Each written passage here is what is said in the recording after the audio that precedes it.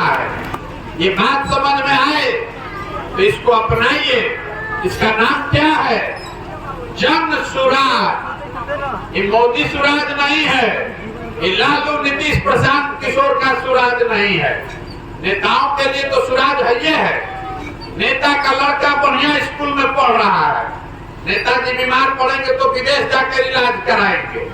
नेता का लड़का 10वां भी नहीं पास किया तब भी वो मुख्यमंत्री बनेगा। आपका लड़का बीए कर लिया है तो भी उसको चपरासी भी नहीं का नौकरी नहीं मिलेगा।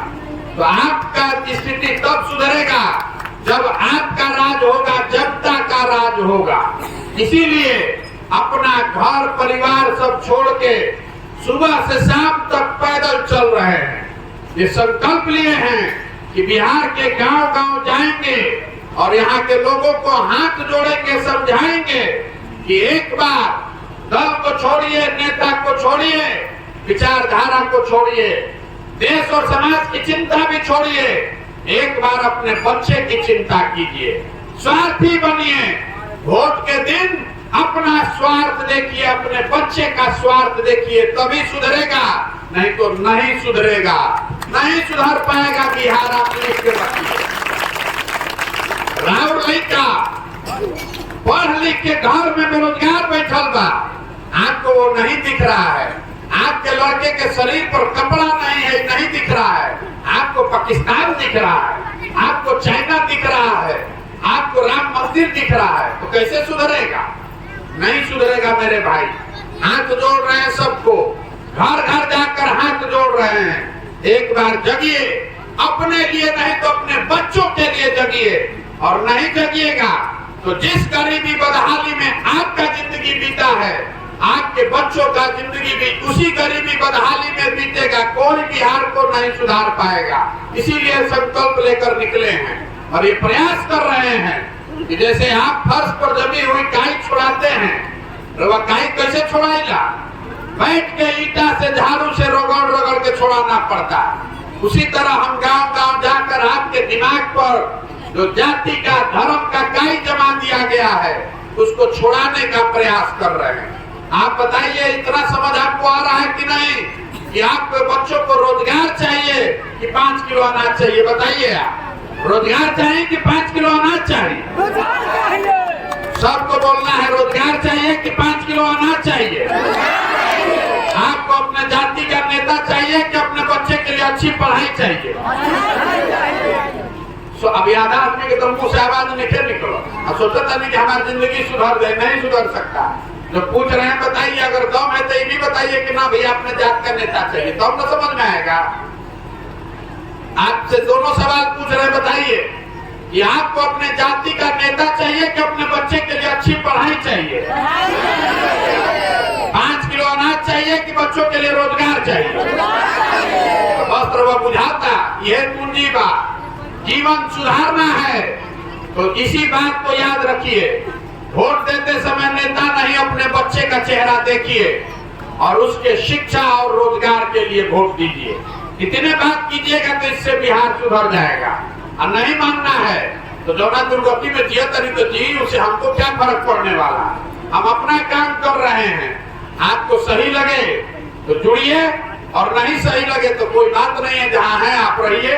हम आपसे वोट नहीं मांग रहे हैं, आपसे चंदा भी नहीं लेते हैं। और नजर घुमा के देख लीजिए, एक अपना फोटो भी नहीं लगाए हैं। आपसे हम मांगने आए हैं आपका समर्थन, आपका आशीर्वाद। ये टेढ़ा काम है। बिहार में पिछले 50 साल में किसी का हिम्मत नहीं पड़ा है कि कोई पैदल चल के लोगों को जगाने निकले। आदमी 5 दिन जा रहा है बाबा धाम तो उसका पैर फूल जा रहा है।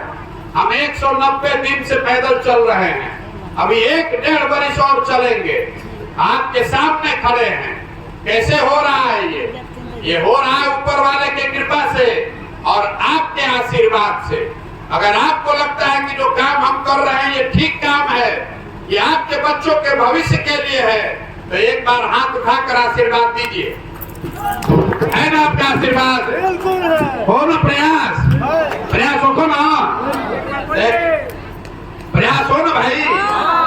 तो एक बार वैसे नारा लगवाई, मैं बोलूंगा जय बिहार, आपको बोलना है जय जय बिहार, जय बिहार। आदमी में हाथ में कौन बा?